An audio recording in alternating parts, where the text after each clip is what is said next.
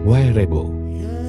Beberapa waktu yang lalu kami berkesempatan mengunjungi desa wisata Wairebo. Kami berjumlah 18 orang. Tentunya, kami bukan para pecinta alam yang berpengalaman, yang sudah sering naik gunung. Kami tahu perjalanan ke sini tidak mudah. Tapi kami tetap mencobanya. Sebuah desa wisata yang tersembunyi di tengah pegunungan Flores, Indonesia. Di ketinggian 1.200 meter di atas permukaan laut, dan juga dikenal dengan rumah adatnya yang unik, yang disebut Baruniang. Struktur kerucutnya yang khas, berdiri megah di tengah hamparan pegunungan, mencerminkan kekayaan budaya dan kearifan lokal masyarakatnya. Video ini menceritakan perjalanan kami menuju Wairebo. Perjalanan menuju Wairebo ditempuh selama kurang lebih 3-4 jam dari Labuan Bajo menggunakan mobil. Dengan kondisi jalan yang tentunya tidak selalu mulus. Beberapa kali mobil kami tersangkut karena jalan yang berlubang dan berbatu. Sehingga membuat kami harus keluar dari mobil.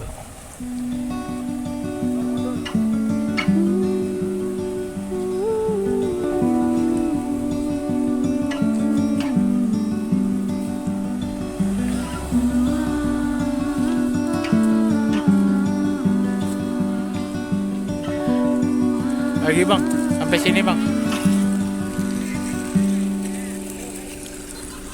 Nanti sini depan.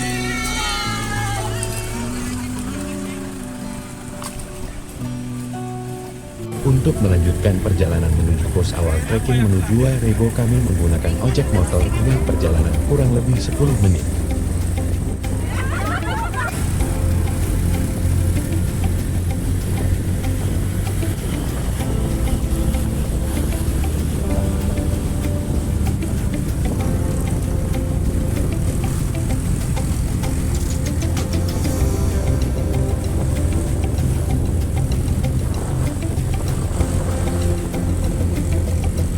Sampai di pos 1, kami melakukan briefing memastikan tidak ada yang tertinggal.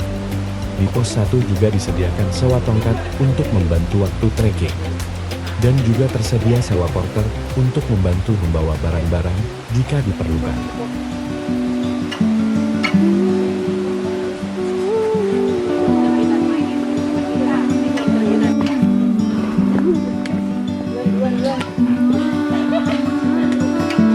Baru jalan beberapa meter dari pos 1, kami langsung disuguhkan dengan elevasi jalan yang cukup menguras tenaga. Meskipun kontur jalan rata dengan susunan bebatuan yang rapi.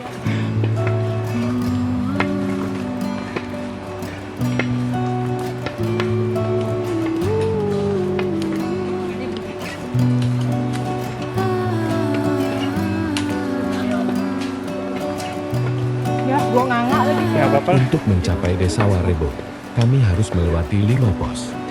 Dengan jarak tempuh menurut orang setempat, kurang lebih 2 jam jika tidak ada hambatan.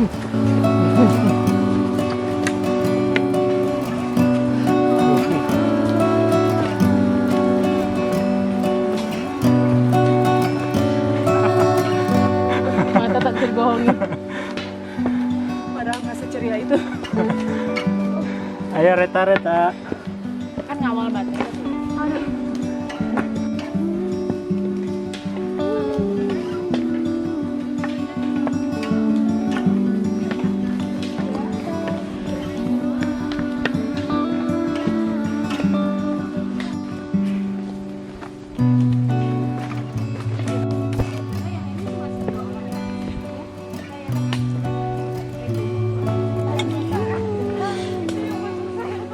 Sandra nih modus banget ya.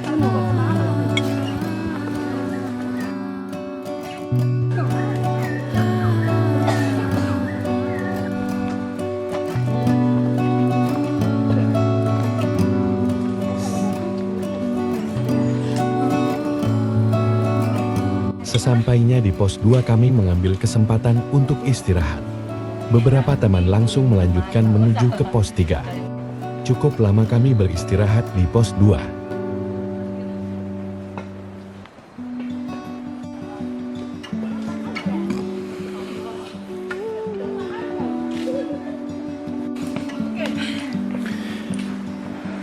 Lagi sok berjalan ini. Terasa sangat menyedihkan. Bagian potongan gue dikat dulu sama dia. Aduh. Gimana kebanyakan gula kan?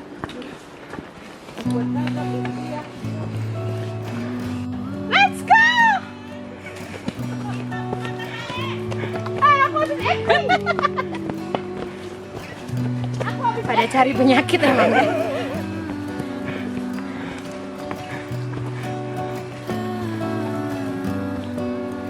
Untuk kalian yang mau keluar Rebo, sebaiknya menggunakan sepatu, jangan sepatu Gua sandal dan double. kaos kaki. Yang panjang sama yang pendek. Di pertengahan jalan dari pos 1 menuju pos 2, kontur jalan sudah tidak rata seperti di pos 1. Jalanan terjal dengan kontur batu dan akar pohon akan kita temui sebelum sampai di pos 3.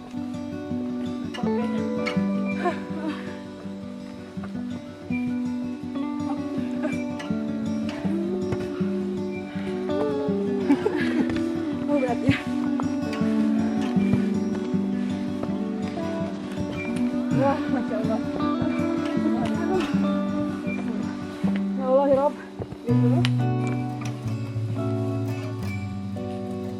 Sampai korban nggak bisa. Bisa.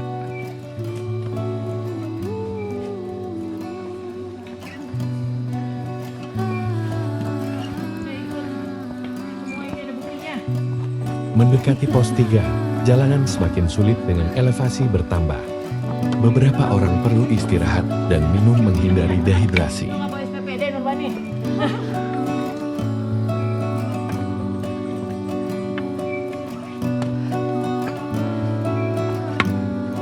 Udah aja keringetan. Sosokan kuat. Ya malah nggak keringatan malah aneh lah. Aneh. Sakit. Minum. Aduh deh. Mak. Tinggal 10 menit lagi. Kata siapa? Kata saya. Sampai di pos 3 kami kembali beristirahat. Pos 3 ini adalah tanda bahwa kami sudah setengah perjalanan menuju Warrebo. Dengan waktu tempuh kurang lebih 1,5 jam.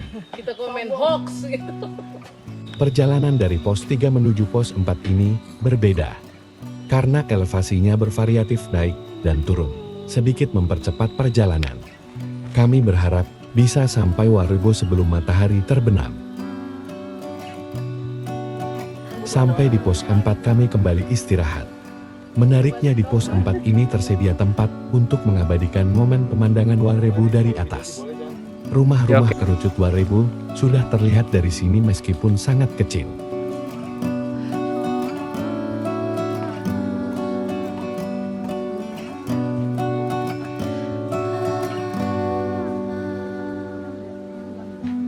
Perjalanan dari pos 4 menuju pos 5 lebih banyak jalanan menurun. Di pos 4 ini, kami mulai terpisah jauh. Ada yang sudah duluan menuju pos 5 dan ada yang masih jauh di belakang.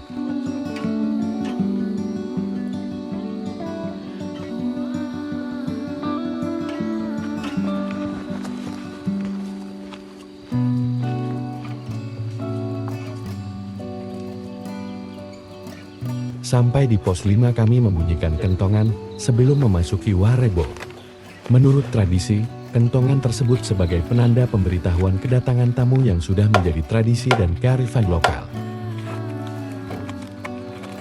Dengan memukul kentongan, kita tidak hanya mengikuti tradisi lokal, tetapi juga berkontribusi pada pelestarian budaya dan tata kelola yang baik di Desa Warrebo.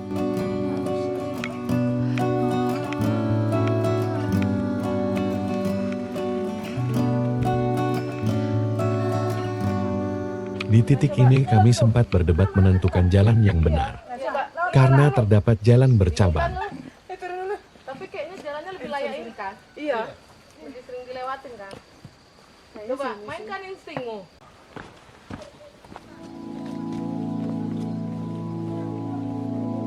Dari sini, kami sudah bisa melihat atap kerucut Desa Warrebo. Penanda bahwa perjalanan semakin dekat. Alhamdulillah akhirnya kami sampai Warrebo sebelum gelap. Beberapa masih ada yang tertinggal di belakang. Kami harus menunggu lengkap dulu untuk melapor kepada ketua adat setempat. Setelah lengkap satu tim kami masuk ke rumah ketua adat untuk melapor dan meminta izin.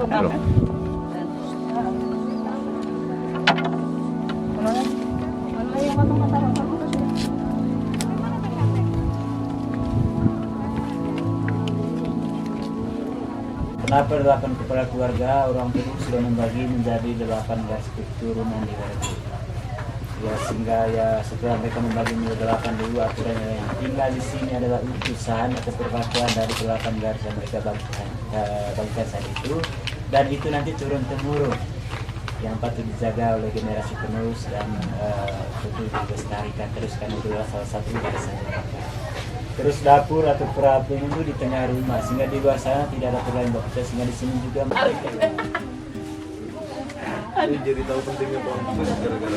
Setelah kami diterima oleh ketua adat, kami dipersilahkan untuk mencicipi kopi asli daerah di salah satu rumah adat yang paling ujung.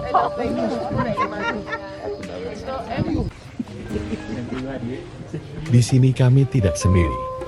Ada banyak tamu, khususnya wisatawan dari mancanegara, yang juga bersama-sama menikmati kopi dan teh yang dihidangkan.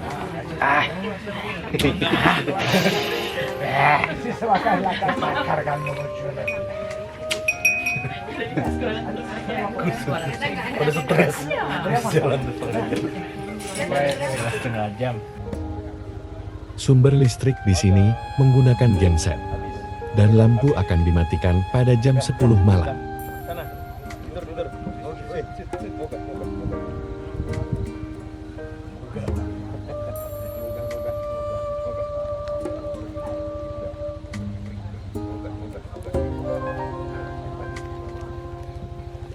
Sebelum masuk gerbang Warebu, ada warung kecil yang menjual kopi, teh, dan makanan ringan seperti Indomie. Besok paling ganti. Ini cinnamon.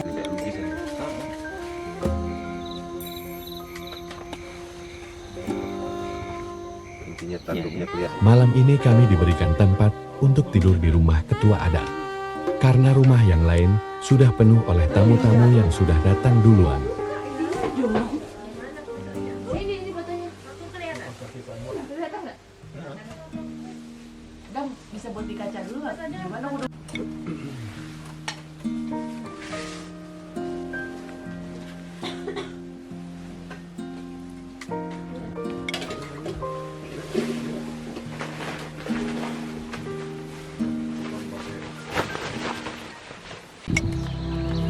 Tidak bisa diprediksi.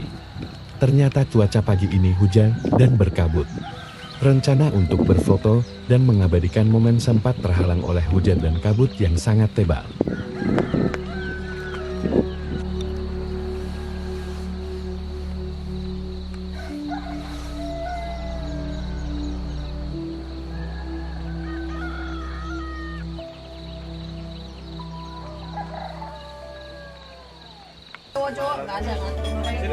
Tepat jam 7 pagi, kami sarapan bersama seluruh tamu yang datang di Warebu.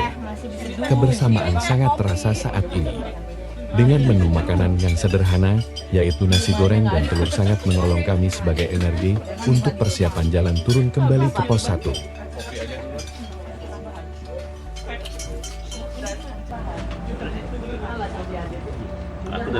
Di rumah adat kami ditawari gelang. Kemudian gelang dipasangkan di tangan kami oleh mama di rumah ketua adat. Ini kan sama dengan ini. Sama dengan Denon ya.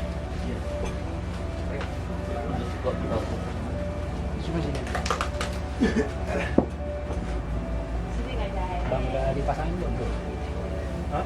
Belum? Jadi artinya kamu naruh itu di luar. Tadi kita udah banyak ke Nyeglak Pak. Nyeglak Pak. Kemiri.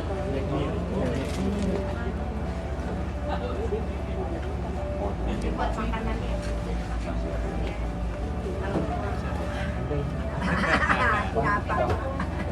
Oh, udah dulu.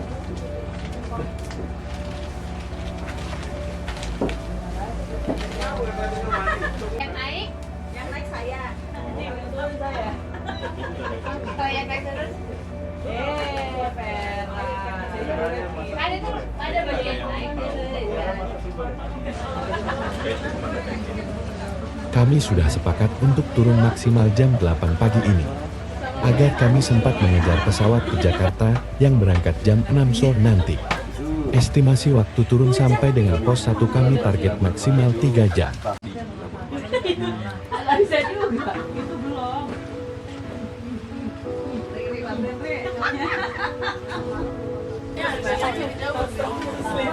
Hujan turun semakin deras. Namun kami tetap harus turun tepat pukul 8 pagi ini.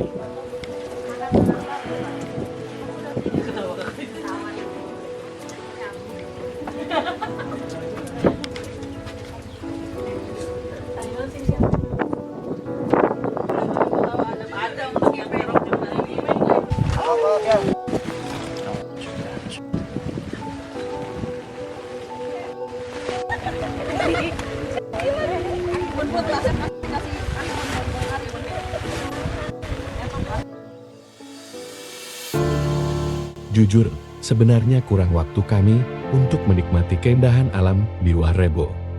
Ditambah cuaca yang kurang mendukung, membuat kami ingin bermalam 1 hari lagi. Namun kami tetap harus pulang.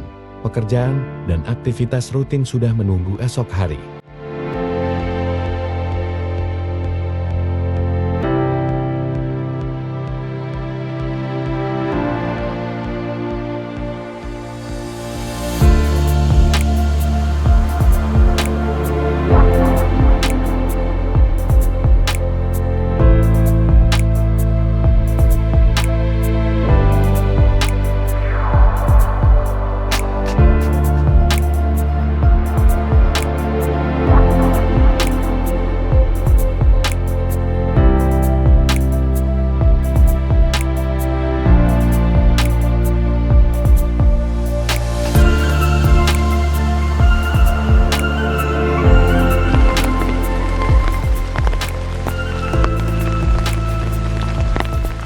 Kemarin kami berpikir perjalanan pulang akan mudah dan cepat.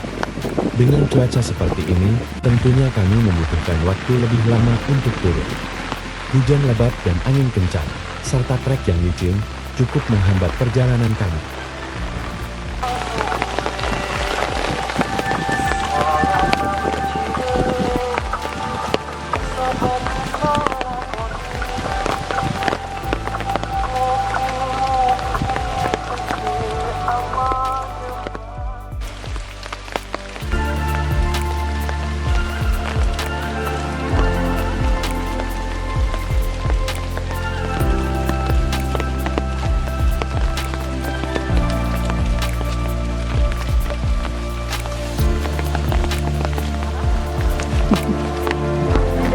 Assalamualaikum.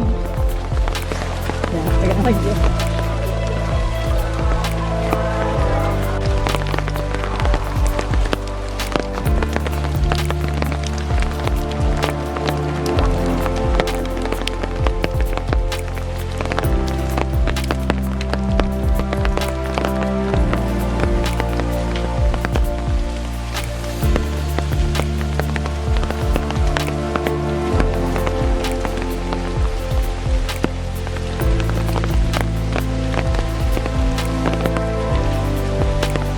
Perjalanan menuju pos 4 cukup menguras energi. Trek yang licin cukup menghambat kami. Namun sepanjang perjalanan kami ditemani oleh kicauan burung-burung yang cukup menghibur.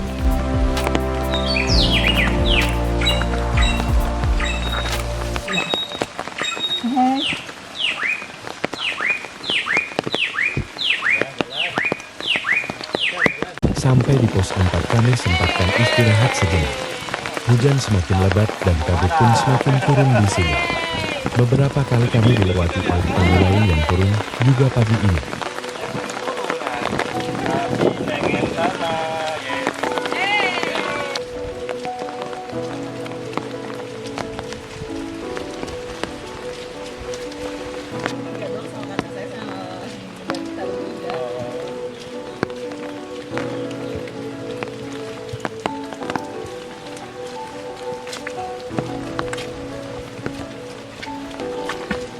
Hehehe. Bilang dong, Kak, aku ngawah loh. Oh. Dari Kompas ya, Mas? Ya, Kompas TV.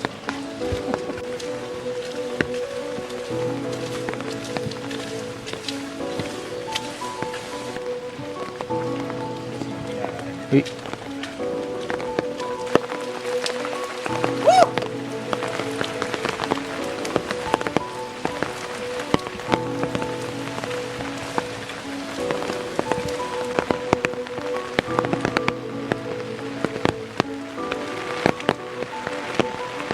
Pada titik ini, kami harus ekstra hati-hati.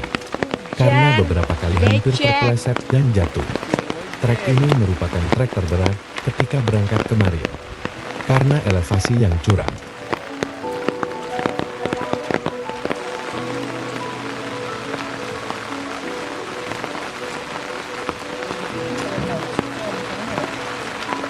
Iya, klipnya dicopot.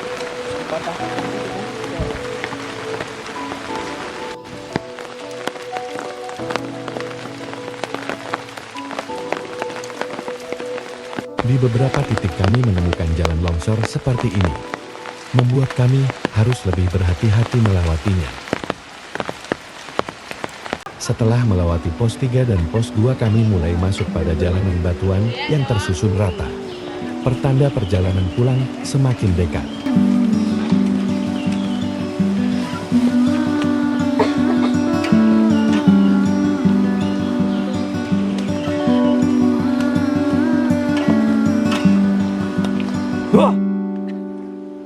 Untuk menuju parkiran mobil, kami kembali menggunakan ojek motor.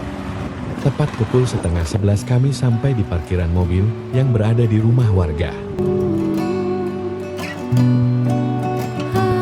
Alhamdulillah, akhirnya perjalanan Warebo berakhir sampai di sini. Dan kami berhasil tiba di bandara tepat waktu. Sampai jumpa kembali pada trip-trip selanjutnya.